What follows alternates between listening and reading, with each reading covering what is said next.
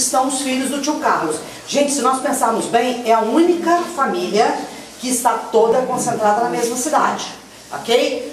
Nenhum de nós outros temos todos os filhos vivendo na mesma cidade, ok? Mas Taubaté tem um peso muito grande na nossa história. E aí vocês vão me permitir abrir aqui, porque eu sou velha, velho não tem memória, só tem vaga lembrança, então eu escrevi, entendeu? Os nomes, porque os nomes eu não lembro. Gente, vamos lá. Uma coisa que é preciso que a gente tenha em mente, e eu não sei aqui qual é a formação de todos vocês, nós temos que ter em mente o seguinte, que caminhos são trilhas. Os nossos caminhos são pré-cabralinos. O que isso quer dizer? Que os nossos indígenas, os naturais da terra, eles se movimentavam. Gente, índio não era agricultor, índio não parava, ele não morava num lugar plantando, colhendo e reproduzindo. Não é assim. Ele é nômade. Então ele abria trilhas. Então as nossas trilhas pré-cabralinas, antes de chegarem os colonizadores, elas serviram de base para o acesso até o centro das minas. E aí nós vamos falar um pouco de colonizado, né? Porque a gente acha que só o ouro tem importância. Porque só o ouro é um produto de exportação para o colonizador. Só que a gente quer dar uma bela de uma banana para o colonizador e vamos esquecer disso. O que o colonizador faz? Ele quer atingir o centro das minas. Então você chega da Europa, vem passando no Nordeste, Rio de Janeiro, Paraty, sobe Facão, Cunha. Se você pega a trilha da esquerda, você vem parar na então vila de Itaboaté. E desta vila você empreende uma saga, né? Que você vai ultrapassar a garganta do Embaú e vai atingir as minas, o centro das minas, que não são as Minas Gerais de hoje em dia, tá? Isto ocorre depois da descoberta dos veios de ouro, que realmente tinham algum significado econômico. Aí Taubaté entra na nossa história da seguinte maneira. Aqui foi implantada, agora eu tenho que olhar a data, tá? Porque a burrice aqui não dá para, a memória não dá para guardar isso aqui. 1645 é criada aqui, é instalada, né, a vila, câmara e cadeia, e 1695 é instalada aqui uma fundição de ouro. Pombas, os taubatianos de nascimento ou de moradia, eles são os responsáveis pela fundação de 36 das maiores e das mais antigas cidades mineiras. Então Taubaté não entrou de graça na nossa história não, tá? E nem a gente está vindo aqui só porque os nossos queridos primos moram aqui. E porque o nosso querido tio Carlos se instalou aqui não. Nós temos uma relação muito forte com esta cidade. Porque daqui, aí deixa eu ver o ano que ela nasceu, 1700. Em 1700 nasceu aqui, na vila de Itaboaté. Falei certo, Itaboaté. Itaboaté. Nome complicado. Nasceu aqui a Apolônia Rodrigues de Albernaz. Nasceu por volta de 1700. Um tempo depois, o pai dela, o Bento da Costa Preta, ele ultrapassa a garganta do Embaú e se estabelece em Pouso Alto. Só que ela provavelmente já estava casada. Por que provavelmente? A gente não tem ainda fontes probatórias, porque filhos dela nascem aqui. E mais importante para nós, peraí, alguém mora em Tremembé, Solange? Daqui para sua casa, eu passo um pouquinho da Pindamonhangaba, não, eu estou no caminho errado? Então, em Pindamonhangaba, no ano de, deixa eu procurar aqui, mais ou menos em 1720, a escolástica de Albernaz nasce em Pindamonhangaba. Vocês devem estar achando que eu estou de sacanagem com vocês, né? Vocês nunca ouviram esses nomes. Alguém já ouviu? Não. Eu não estou de sacanagem, tá? Ela nasceu aqui em Pindamonhangaba por volta de 1720 e aí ela nasce com Francisco de Oliveira Braga. Braga só para os íntimos, tá? Porque Braga é por causa da origem dele em Portugal. Agora, o que um português estava fazendo em Pindamonhangaba? Por causa da paisagem maravilhosa, porque ali era um lugar muito acolhedor, esta é irmã dessa. Os portugueses chegavam no Rio, vinham para Paraty, subiam a serra, passavam em Taubaté, o destino deles eram as minas. eram as minas de ouro. Aquilo era atração. Mas eles tinham outras necessidades básicas e não necessariamente eles eram mineradores. Nem tampouco Minas Gerais sobrevivia apenas da exploração do ouro. Gente, o pessoal tinha que comer, tinha que ter agricultura, tinha que ter pecuária. Só que a imagem do colonizador é de que Minas, era só mineração. Então só tem valor quem é minerador. Esta é uma desta, repito eu. Os camaradas também plantavam, também colhiam, tinham um grande comércio, tanto que é a maior conversa fiada essa história de que Minas Gerais entrou em decadência, acabou Minas Gerais quando acabou o ouro. Acabou nada. Havia uma agricultura forte, uma pecuária forte, um comércio interno forte, que naquela época se chamava comércio exterior, porque Minas vendia para o Rio e era exportação. Pois muito bem, esse Francisco de Oliveira Braga, que eu falei agora há pouco, ele estava, o destino dele era as minas, seja para coleta do ouro, seja para a agricultura, a pecuária, o comércio, a produção de riqueza, era o que lhe interessava. Eles se casam, não tenho exatamente a data, e tem um detalhe importante. Quando a capitania de Minas Gerais foi criada em 1720, ela era dividida em 4 comarcas: Sabará, Vila Rica, Rio das Velhas e Rio das Mortes. Sabará é lá em cima, Diamantes, tá? Alguém ainda lembra das escolas? Tem gente aqui ainda no ensino médio? Não, graças a Deus não tem. Graças ainda a Deus. Mas lá no ensino médio, no ensino fundamental, alguém ouviu falar que um tempo houve produção de diamantes em Minas? Sim. Sabará, comarca lá em cima, tá? Vila Rica, alguém aqui já deve ter ouvido falar que Ouro Preto chamou-se Vila Rica. Ouro Preto foi a primeira capital de Minas Gerais. Ok. Rio das Velhas, é a comarca dos Rio das Velhas. Eu vou botar ela do lado esquerdo porque eu acho bonitinho, tá? Ela fica mais ou menos assim.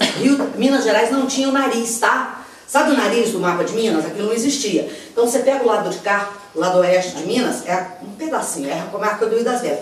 E para nós, que nós somos assim muito importantes, nós somos as pessoas mais importantes do mundo, a nossa origem está na comarca do Rio das Mortes.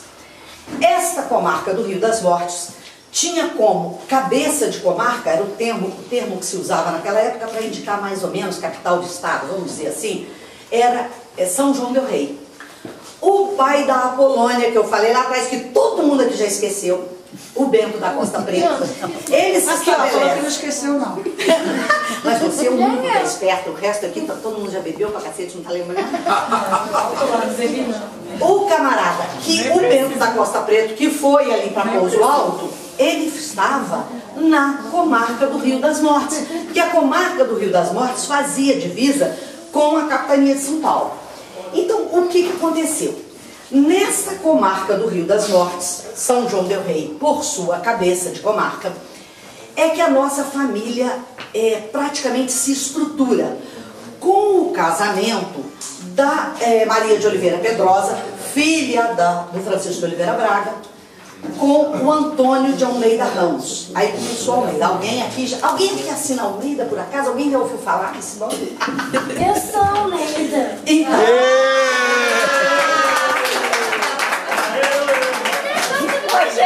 Eu sou Almeida. Mas você é mais de todos. Aqui todo mundo é Almeida, que diferença faz? Não, ela fez assim. Tá, Tamires. Lógico, só, gente, que nesse momento que eu estava recordando com vocês, nós estávamos falando de Caminho Velho. Caminho Velho é esse que eu pego Paraty, eu vou pelo mar até, eu saio do Rio, eu vou pelo mar até Paraty, eu subo a Serra Cunha, tem um lugar chamado Facão, eu pego a esquerda, eu chego em Itaboaté, aí eu tenho Pindamonhangaba de um lado, eu tenho Guaratinguetá do outro, eu vou, atravesso a garganta do Imbaú e eis-me em Minas Gerais, minha terra querida. Quem não é mineiro aqui não tem valor, tá? Só quem é mineiro, tá? Eu não sou mineiro. Então, este caminho que eu vou dizer que é o caminho da esquerda, que ele vai de Itaboaté para Vila Rica. Este é um conjunto de trilhas, etc., que levou todo este povo, inclusive estes taubateanos de nascimento ou moradia, que fundaram as principais cidades mineiras. Só que Na virada para o século XVIII, tipo 1699, 1702 mais ou menos, as trilhas indígenas, e agora eu estou falando do lado direito, um monte de trilhas indígenas foi organizada, foi linkada, foi interligada para constituir o que nós chamamos de caminho novo. Tem um monte de gente aí que ninguém nos ouça, que diz que um tal de Garcia Paz fundou o caminho novo. Aqui que ele fundou coisa nenhuma. Ele simplesmente trocou feijão, eu acho, ou trocou valores muito mais altos. Por quê? Ele fez uma proposta para o reino.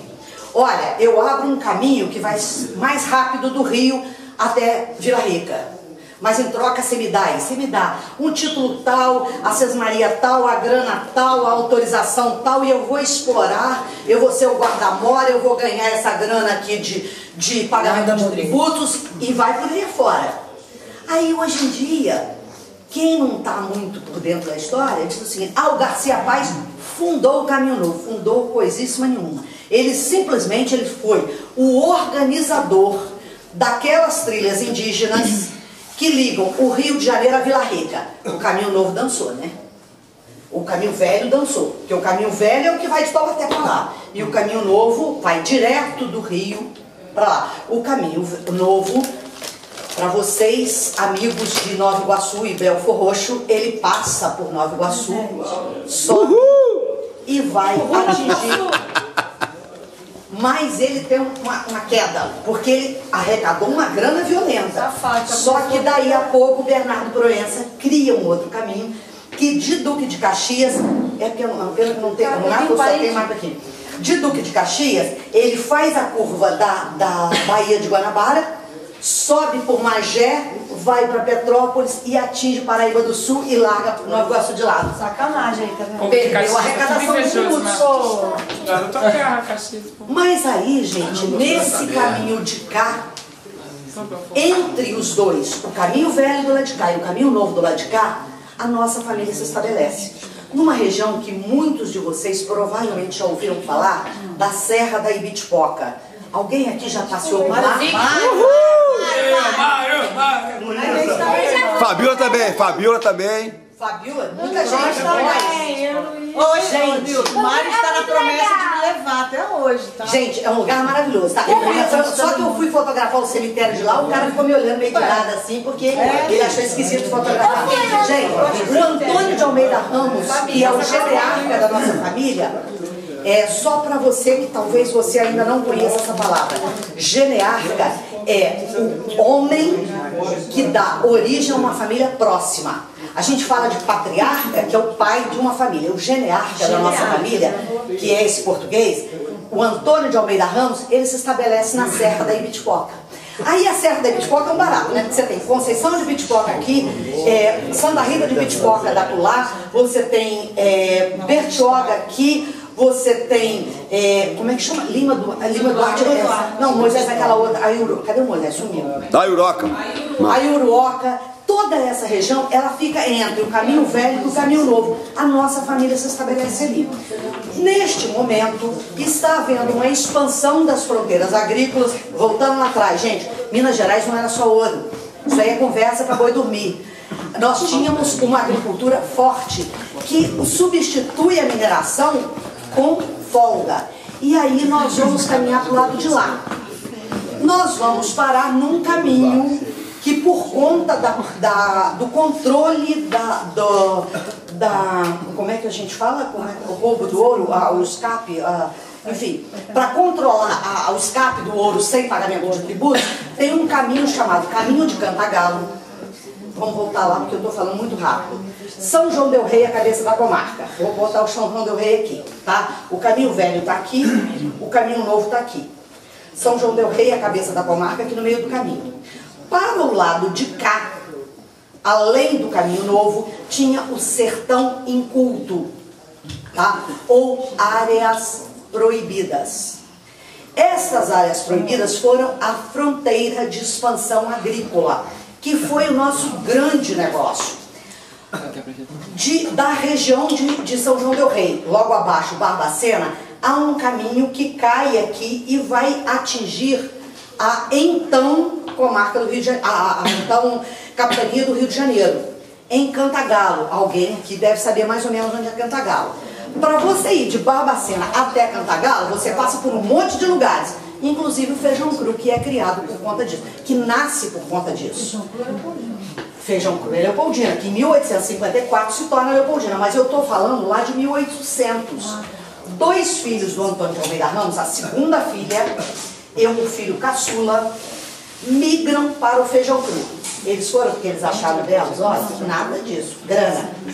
Porque naquele momento, ou porque eles precisavam de controle da expansão agrícola. Bom, pera lá, tá havendo evasão de divisas. Então vamos botar gente ali para fiscalizar. É muito mais barato eu botar você para morar ali naquela fronteira, porque você não vai deixar ninguém invadir a sua terra. Então você está trabalhando para o colonizador, de graça. Você está impedindo que o invasor entre na terra mineira, de graça. O colonizador não está gastando um tostão com fiscalização, com controle de verba. Ele não está gastando nada, é de graça para ele.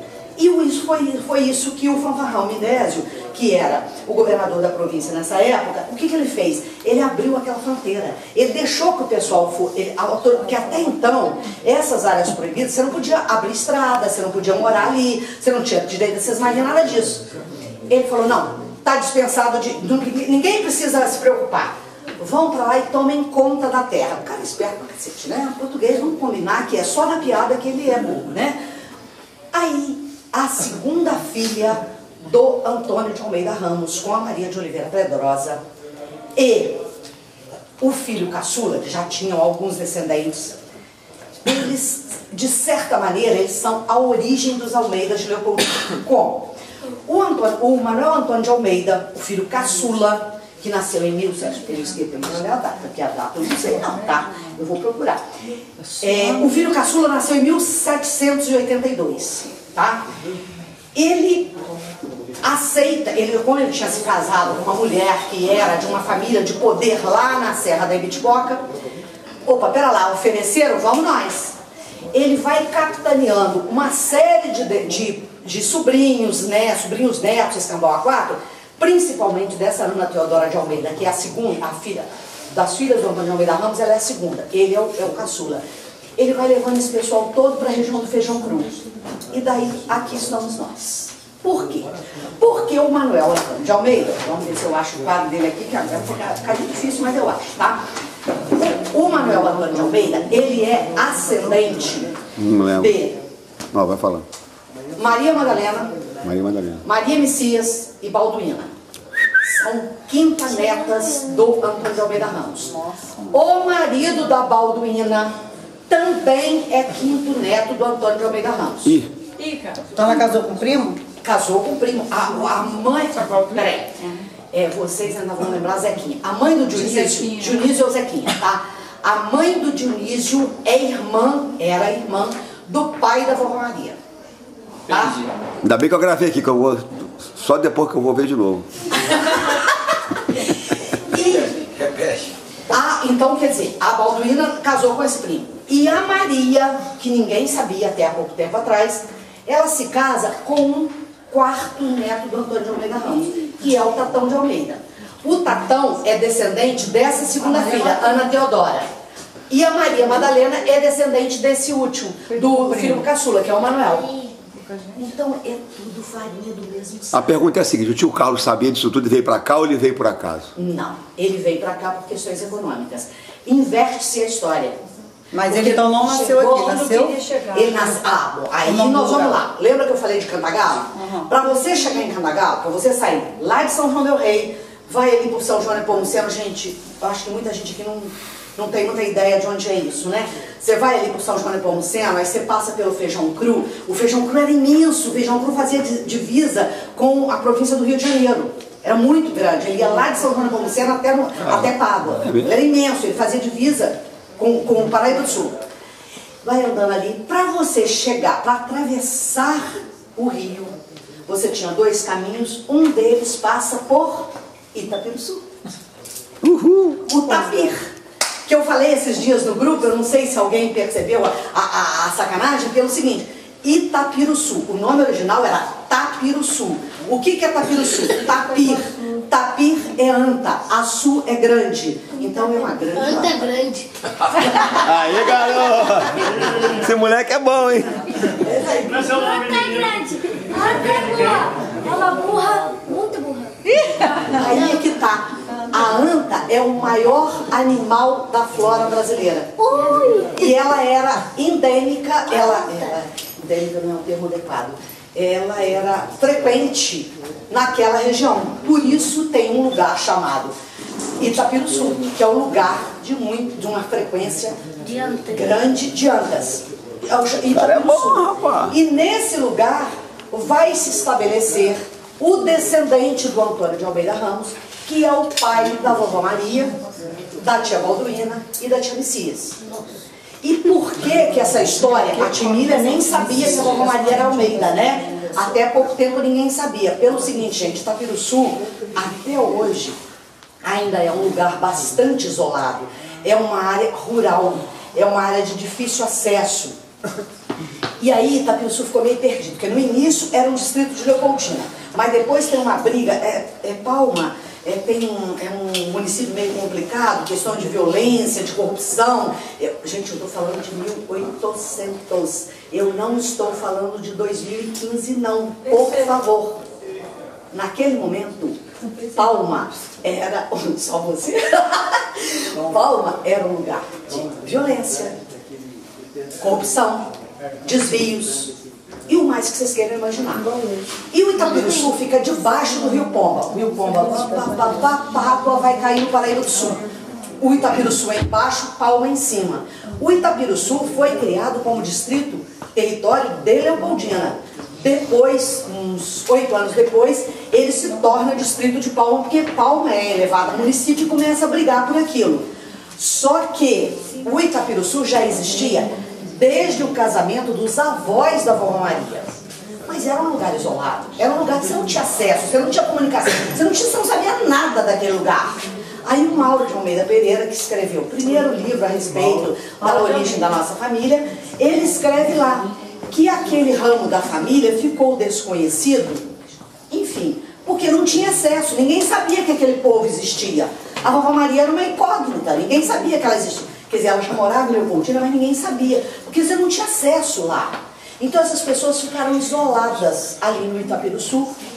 E o que era mais fácil para eles? Bom, para ir para Palma, eles tinham que pagar uma grana significativa para atravessar o Rio Pomba. Inviável.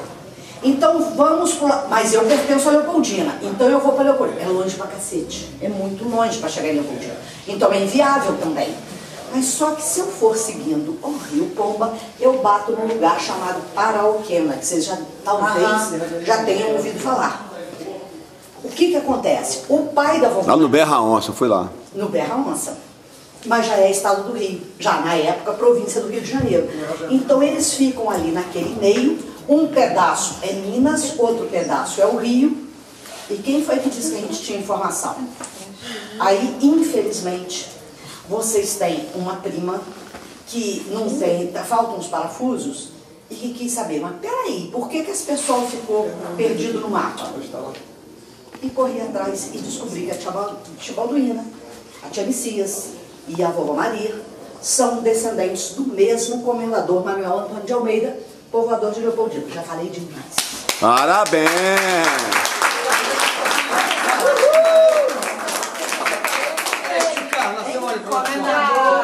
Itapiruçu.